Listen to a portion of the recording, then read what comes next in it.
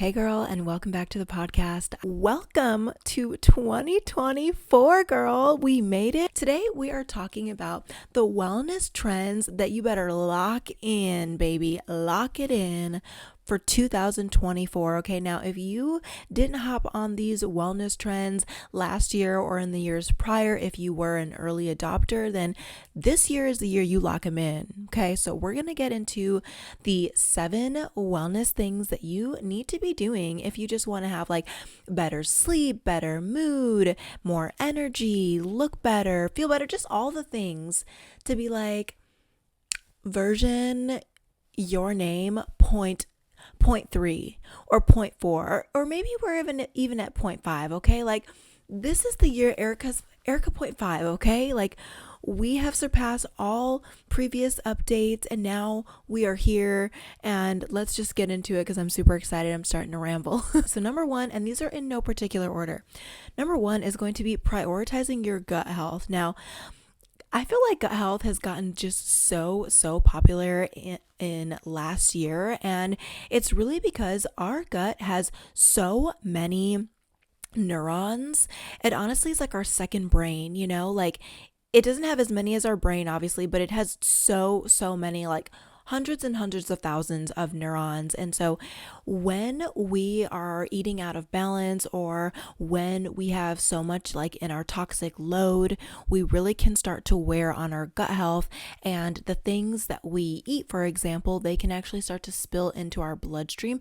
It's because our gut lining is only one cell thick. And then on the other side of the gut lining is your bloodstream. So it's super easy for things to just get into your bloodstream and then start wreaking havoc. And then next thing you know, like, as far as the skin's concerned, we're like, oh my gosh, why is my skin breaking out? Like, what is going on? And we start to put on all these different products, but we're not actually addressing the root cause, and that being our gut health. So prioritizing that is going to be super key. And we're just going to continue that train right on through 2024 and for the rest of our lives, right? Because like the goal is not to just, I'm just gonna fix my gut health so my skin will improve. So I'll fix my gut health so that way I can overall have a better quality of life. So let's talk about a couple things on how you can reduce your toxic load. So number 1, I'm going to be switching to stainless steel and glass everything, whether that be like spatulas or pans or even like meal prep containers. I am still in the process of getting rid of all of Eric's meal prep containers because they are also plastic. I've switched mine to glass. It's because he's not the type to care. Like guys just like, I don't know, they just don't care about that stuff like that. Like he's in the military, he eats MREs like when he's out in the field, like he sleeps on dirt, like he really could care less, but I care for him. And so we are going to be switching out all of his containers to glass, like I have done mine already. Also making sure that we're using like non-tox cleaners. That's something that I really want to hone in on this year. Just doing like the vinegar and the baking soda cleaner. I always use those two pairings for getting off like the pesticide residue from like my fruits and my produce and stuff. But I really want to start using this as like an all-purpose cleaner because I'm just not for the chemicals. Like I don't feel any of the benefits now, but I know like over time I may start, and your girl can't have that, right? Like we just can't have that for one another. Okay. Also like air fresheners. When my mom was in town, y'all, she's like all about the Glade air fresheners and just like any like aerosol air fresheners or plugins or anything like that. And I'm like, Mom, like, what are we doing here? Like, let's get about that diffuser life, And the funny thing is, like when I was growing up living at her house, she would use those things and like the fresheners and all the things. And it was like no big deal. I couldn't tell till after we moved into our own house, and it was like, oh my gosh, like those are actually really like heavily stronged perfumes, and like it's actually like uncomfortable to breathe in it now. What else? Oh, get an air purifier. So of course we want our home to be like fresh and like just not have any like stale air, stale germs, things like that. But purifying the air is going to be like the next level. That's something that I'm definitely going to be focusing on as well. And like a little fun fact, I guess not even a fun fact, but like Are y'all opening your windows during the winter, like, or at all, really? Because obviously, you have AC and then you have heat. So, like, are you opening your windows? I want to know in the comments, because I saw this video on TikTok about how, like, people essentially die living in their homes, not like literally, but maybe, but because they're like breathing in all this like recycled air. And like that's why it's super important to clean out your AC filter too regularly, which I also need to do.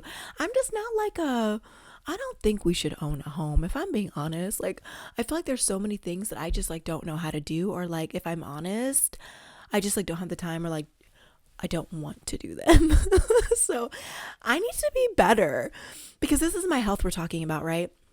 So, but yeah, I do open the windows. I do that at least once a week. I don't care if it's the middle of December, I don't care if it's, whatever the case may be, I'm opening up the windows, I'm turning on the fans, because I don't want all this stale air, especially like if you've just gotten over like a cold or a sickness. Best believe we are not trapping any of these dirt and germs in the house. It's not happening. Okay. Next thing, this goes as far as diet is concerned. So if you are dealing with like leaky gut, or just like irritable bowels, or like any other like gut issues, and that could show up as like being bloated, or like being super sluggish after meals, things like that. That's personally what I deal with. I just get super tired after I eat, and so that's why I personally took a huge interest into gut health. So number one, taking digestive enzymes or like bitters with your meals, like an apple cider vinegar. This will help to promote more stomach acid to be produced, and obviously help your food to digest better.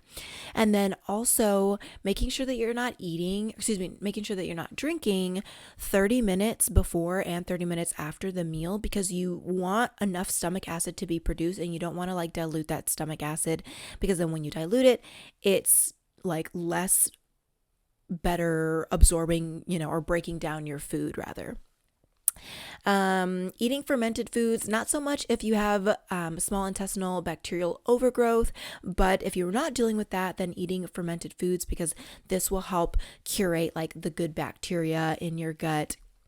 And then, oh my gosh, drinking bone broth. So this is something that I actually got from my husband, which is crazy, because he's like not really like the wellness guy. So when he jumped onto this, because this was actually something that Dana White, the president of UFC, was doing.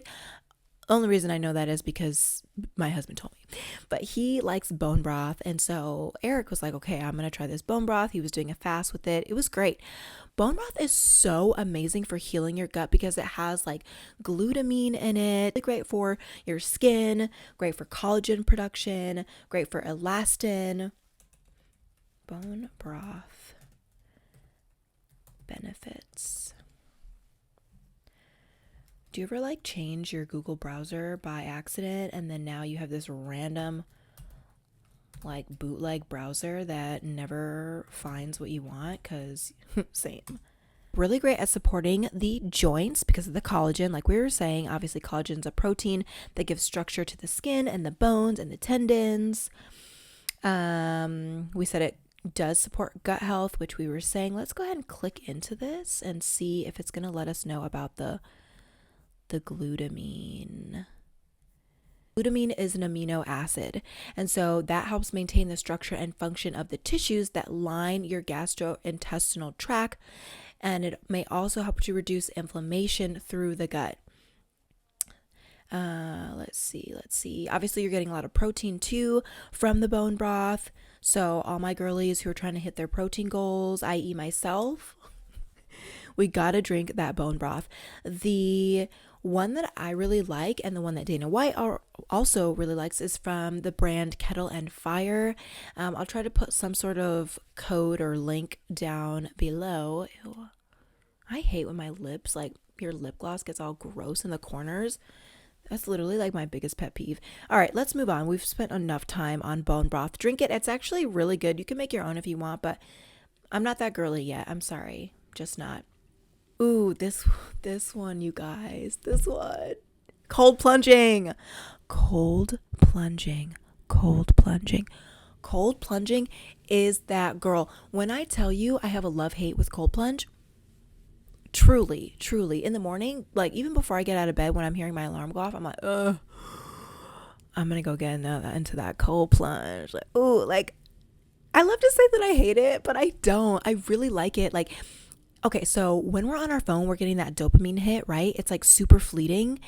When we cold plunge, we get a steady increase of dopamine over time, over hours. And so, like, we're feeling good, we're vibing high all day. Okay, so some other benefits of cold exposure: it helps reduce inflammation. It will help with muscle recovery, which obviously goes hand in hand with inflammation. It boosts circulation. Let's see. It's also helpful for the lymphatic system. And it's great for your metabolism because it creates brown fat. And so the brown fat is actually better than, because it's more metabolically active than like white or like adipose fat. We already talked about it being great for the neurotransmitters. We mentioned it being great for dopamine production, but also for epinephrine and norepinephrine. Let's see. Also great for your mitochondria. We know the mitochondria is like the powerhouse of our cells, and our mitochondria make ATP, which is our body's like usable form of energy, right? And so basically how this happens, when you get into the cold plunge or an ice bath, you start to shiver. It's stimulating the mitochondria, and when you're stimulating those, you're just getting more energy to be produced, and it's just great. You're also resetting your nervous system with cold plunges or ice baths. You also can improve your sleep. And this is actually something I found really cool. So it's called Raynaud's. It's not like a disease, but like Raynaud's disorder or phenomenon. So if you ever go outside and you notice some of your fingers get really cold and or like they get numb, you can't feel them and they're actually like white. This happens to me on like these two fingers, and then like some of my toes sometimes. Basically, cold exposure is supposed to help like mitigate or reduce that chance of you getting Raynaud's, because you're constantly exposing yourself to this cold, and so like your body starts to get used to it. And I guess now that I think about it, I don't get it as often. I still get it sometimes, but I don't get it nearly as often as like how I used to get it before I started doing cold therapy. A lot of people like to do cold exposure in conjunction with like working out, which is great, but you do want to wait at least 6 to 8 hours after you're done lifting. Now, if you're just doing like straight cardio, you can go into the cold plunge right after, it doesn't matter. But if you are lifting, you want to make sure you're waiting at least 6 to 8 hours after your lifting session, because the way that your body makes proteins, you don't want to interrupt this protein synthesis. Like we work out, we're breaking down our muscles so that way they can regenerate stronger. If we go into the cold plunge as soon as we're done working out, we're essentially like stopping that process, and we don't want to do that. So wait at least 6 to 8 hours after you're done working out, i.e. lifting, before you go into the cold plunge, because then again, like you're going to be getting those anti-inflammatory benefits from the cold plunge, but you don't want those immediately after the workout, because you want that inflammatory process to take place, so that way the muscles can, do their process of building down to build back up again. But don't worry about taking like a cold shower or something. That's not enough to ruin that process. So the next thing, intermittent fasting. Now, everyone knows about intermittent fasting. I'm not going to say a whole bunch on it, but I will say is that I personally love it. I feel like a lot less bloated, and I've also started incorporating this like raw till 4, which basically means I'm intermittent fasting up until my first meal, which is usually around like 11 or 12, usually around 12.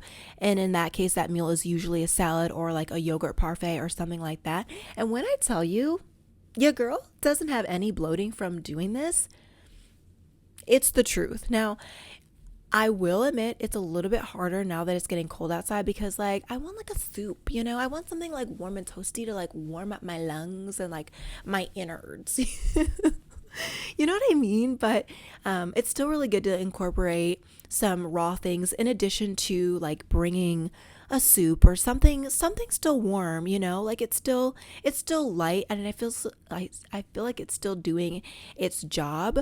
But definitely come like spring, summer, it's going to be strictly raw salads and yogurts and nuts and whatever else that I can have that's raw, because like I said, I haven't had any bloating, like bloating where don't know her. Intermittent fasting is really great for promoting like ketosis. So your body actually starts to burn like the stored fat, which is always really helpful. We don't need to be eating all times throughout the day. Like we need to give our body a break. And honestly, the best way to do it is to go from sleeping to just prolonging your first meal. Like I feel like that's the easiest way to do it. And then we're also not worrying about having our blood sugar constantly spike, because nobody wants to be on that like pre-diabetic or like diabetes.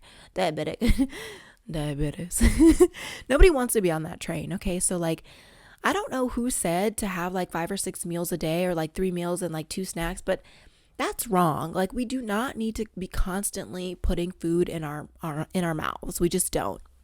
And if you do, like if you are that person that likes to snack, just try to group in that snack with that first meal and then you're good. Okay, now let's talk about the next one, because this is honestly like one of my favorites. Beauty baths and habit stacking. Okay, so like not just like a regular degular bath where we're just sitting there, we soak. That's nice and well and good, right? But like the beauty bath, the ultimate habit stack. So the things that I do in the bath, so like before I get in the bath, I will dry brush my whole body, starting from my gosh, is this sad that I have to do that still?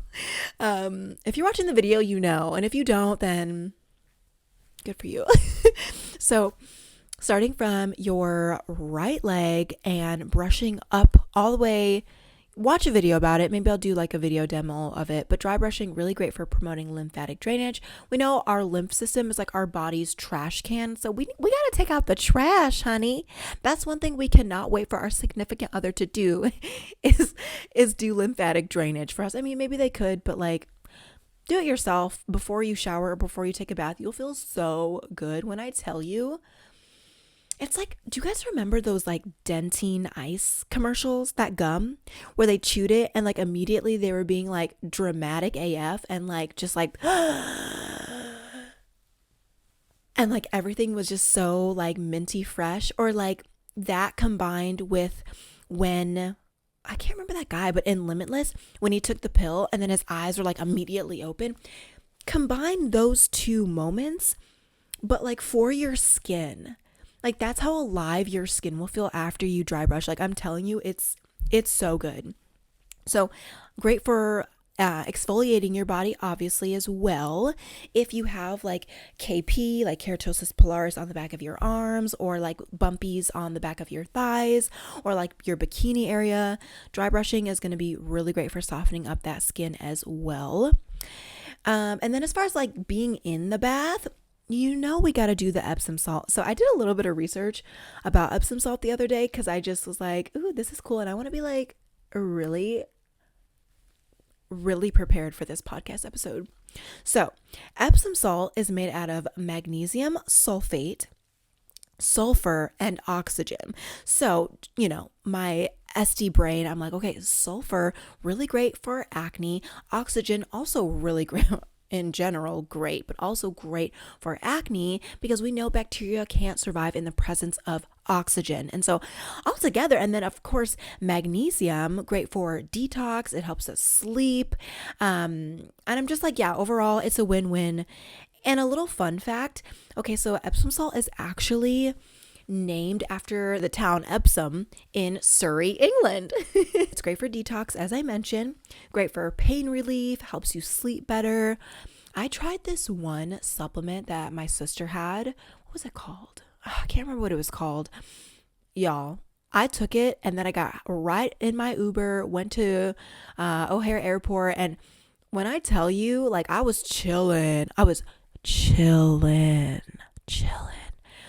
I get off. First of all, I didn't bother to look to see what terminal I had to be dropped off at. Got out, get in. I'm like, hey, trying to figure it out. Realize I was discombobulated.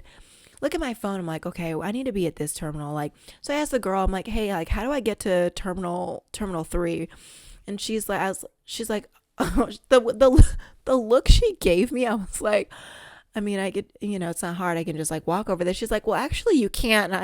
That's the moment I immediately started to panic. Like, oh my gosh, I shouldn't have taken this, this magnesium. Like, I'm like way too chill to be in the airport right now. Like, I can't. Long story short, I ended up having to take like a whole little like mini subway within the airport to get to my terminal. And I just like, it just wasn't the vibe. Like, it really just like killed my little magnesium buzz. All that to say, take magnesium when you are at home chilling. Like, you're gonna get the best night's sleep. Chef's kiss. Other benefits, also reducing inflammation and then increasing circulation. What? I just want to laugh. I don't know why. Okay. Another thing that I do in my said beauty bath, because again, we are habit stacking. We want to do all the things at once so that way we don't have to worry about it. Preferably on like a Saturday or a Sunday night. So that way we just go into the week feeling fresh and rejuvenated. So I like to do my facial exfoliation. I've been using the LMS resurfacing mask for my texture issues that homegirl on Celebrity Cruises said that I had. This mask is legit. I won't lie. I really, really enjoy using it. It uses a papaya enzyme to gently eat away all the dead, dull skin cells. Put that on while I'm marinating in my little bath. And then sometimes I'll do, not often, honestly, but like sometimes I'll do like a sugar scrub or something. And I also have been trying to incorporate doing guasa because I was doing it for several years before it became super, super popular. And then as my skincare routine kind of progressed, I kind of just fell off with it, to be honest. But I'm realizing that like doing it in the bathtub would be like the best way to do it, to just tone your skin, improve lymphatic drainage on your face, and just overall look more lively, increase blood flow, circulation, all that good stuff. Do a little shaving. Like, your skin is going to be so soft in the bath. This, like, do it at the end of the bath, obviously, so that way, like, you can shower and, like, get out and everything. But, like, just shave while you're in there, It's like, it's actually, like, really peaceful. And your skin just feels so much more soft, at least in my opinion. And then the last thing I like to do, because we like to nourish our minds as we're nourishing our skin, is doing some reading, whether that's like an audiobook or a physical book. Like, nourish your mind, girl. We cannot be just like all beauty, honey. We got to be brains too, okay? We got to be like multifaceted.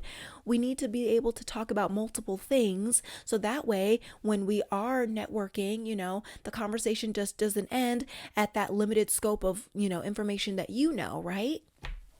Let's broaden our horizons. Okay, next thing that we better lock in this year in 2024 is red light therapy. Now, I wasn't planning on wearing this shirt intentionally, but like I might as well because I am the unofficial person for red light therapy. I actually am a certified contour light specialist or facilitator, whatever the case may be. For people who want to use red light therapy to aid in their weight loss, because red light therapy helps to liquefy the fat cells, which is awesome. And then it makes its way to the liver and the lymph to be detoxed through sweat, urine, and bowel movements. Apart from using red light for weight loss, it is so amazing for reducing inflammation. It helps like wounds heal so much quicker. If you have a burn, I accidentally burned a few of my fingers earlier last year actually, and I did 2 red light sessions. It was completely gone, completely back to normal. I actually forgot I had burned myself. So that's how I know that it's personally like doing that work.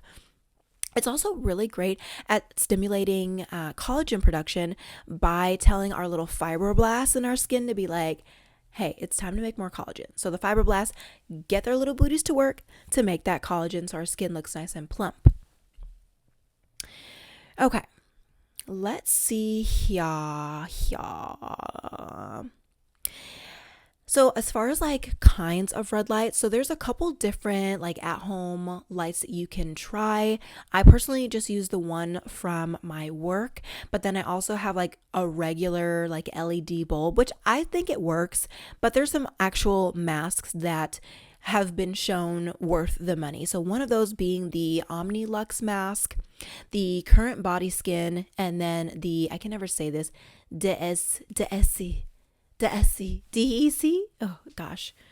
However it's said, it's spelled DE with a little like, is it a tilde over the E? And it's like that. ESSE. However you want to say it, check those 3 out. Again, prepare yourself because they are going to be more on the pricey side. You're going to get what you pay for. Different kinds of light in red light. So there could be like an amber or an infrared or just a red. So the red's going to be for more deeper medium lines. The amber is going to be for more like topical hyperpigmentation and like fine lines. And then you've got your infrared, which is going to be like the deepest, and that's going to be more so for like coarse lines and wrinkles. When you are looking for your own mask, make sure that you are looking for one that has 3 different levels, of course, because you want that variety, right? Especially if you're going to be putting down those coins. Okay. The other thing I want to talk about, which goes hand in hand with red light therapy, and in fact, people use them like one after the other, it's going to be microcurrent. So you want to use LED before you use microcurrent. So think of microcurrent as like your skin personal trainer, right? It's really lifting and contouring and toning the muscles, and it works from the inside out, whereas red light therapy works from the outside in. Stimulating like that ATP, that's our body's usable form of energy. It's going to help with collagen and elastin, and also muscular tone. This last one is definitely my favorite. I just love them all. To be honest, I love them all because they're all so good, and I incorporate like all of them in one form or capacity. So the last one is going to be using wet and dry saunas. So wet saunas being like a steam room, which you guys know I love it. My husband even bought me a portable, like a little steam pod. It's like a little 1-person tent, but it's like a steam room, like a portable steam room. So I love to use that. I used it for the first time yesterday, and I was like, oh my gosh. Of course, it's no steam room. It's not as powerful, but steam rooms just give me like a warm and fuzzy. Like they're very nostalgic for me. My mom used to bring me into them when I was like 7 years old. So I just love them. It's honestly, it's me and the womb and the steam room. It's all the same thing to me. But steam is really, really great for improving circulation. It helps with detox. It opens up your pores so that way your products can absorb better. Because it is opening up your pores, it's also allowing you to have a deeper cleanse when you are really getting in there. All that dirt that's been trapped because your pores haven't been thoroughly and properly opened, the steam will help you do that. It's also great if you have asthma, which I had. I don't claim it anymore, but I think maybe that's why my mom originally brought me into the steam room. Also great if you have allergies or congestion, of course, steam really opens up those nasal passages.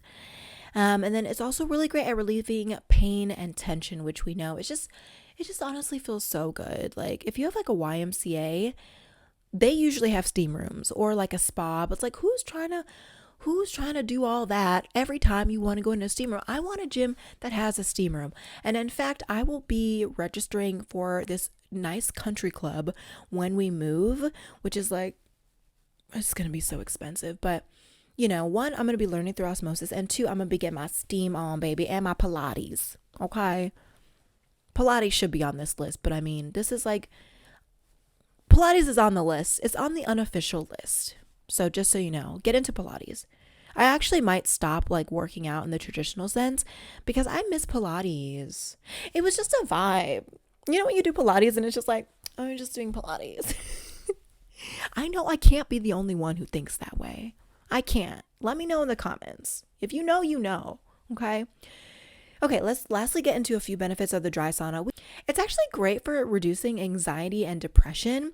It can help improve your lung function and improves your immune system function. Actually, a study done, there were several studies done, but as far as the immune function goes, it increases your white blood count, which is so important when you're sick. 15 minutes of the dry sauna 3 times per week, we can like drastically increase our white blood cell count. And then as far as the lung function goes, study that said using dry saunas regularly, so like 2 to 3 times per week, and I'm assuming it's still at that 15-minute time frame, you had a 41% lower risk for COPD. I mean, does it get much better than that? We're improving the lung function, we're improving the anxiety, the depression, and we are improving our endurance and our recovery. Marathon runners actually had a 32% compared to the control group who was not doing the dry sauna. So the next time you go to the gym, a lot of gyms have dry saunas. Like, I don't know why the steam rooms or the wet saunas are just not as prevalent. They're probably more money to upkeep, to be honest. But you can still get really great benefits with the dry sauna. Dry saunas also help to lower your blood pressure and improve your heart health. So, I mean, if these weren't enough reasons for you, then I don't know what will be. But get your little booty into the wet and the dry sauna. Do your beauty baths with those habits stacking. Remember to do your cold plunges, making sure you're doing your microcurrent, your red light therapy, girl, your intermittent fasting, and prioritizing your gut health, okay? And now if you are going to be doing all these things this year in 2024, I believe that you're just going to have the best year. Like, you are going to be firing on all cylinders, okay? And I am so proud of you. Tell me some of the goals that you have down in the comments. What are these trends that you've already been doing? What intrigued you? And now you want to do, you want to do your own research. Of course, you should always be doing your own research. How are we going to just have the best year yet? I want to know. Leave a comment. That's it for this podcast episode. Remember, you are beautiful, you are brilliant, you are brave. I love you so much. Jesus loves you. Remember to prioritize your relationship with him because he's the only one who can save us. Okay, love you. Bye.